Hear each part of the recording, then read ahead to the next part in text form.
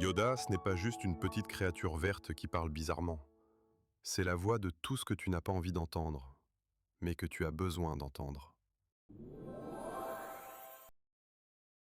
Au centre de tout, pour Yoda, il y a la peur. La laisser te diriger, tu ne dois pas. Des dégâts en toi et autour de toi, elle fera. Yoda voit très clair en Luke.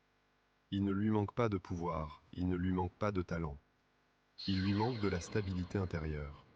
Luke veut tout, tout de suite, sans accepter l'effort, le chemin, l'incertitude. Yoda, lui, propose l'inverse de notre logique moderne.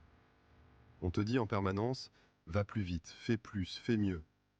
Et lui te dit, commence par voir ce qui se passe à l'intérieur.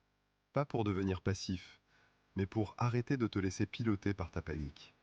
Deuxième point clé, l'échec. Yoda ne vend pas une vie sans rater. Au contraire, il insiste. Tu vas échouer, souvent, et c'est normal. Ce qui compte, ce n'est pas de ne jamais tomber, c'est ce que tu fais après. Dans l'entraînement de Luke, l'échec fait partie du programme. Tu rates, tu t'énerves, tu doutes, tu as envie de tout lâcher.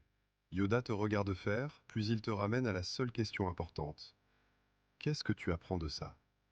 Enfin, il y a une idée centrale chez lui. Il n'y a pas de j'essaie vaguement. Soit tu fais, soit tu ne fais pas. Dire j'essaie sans t'impliquer vraiment, c'est déjà une façon de reculer.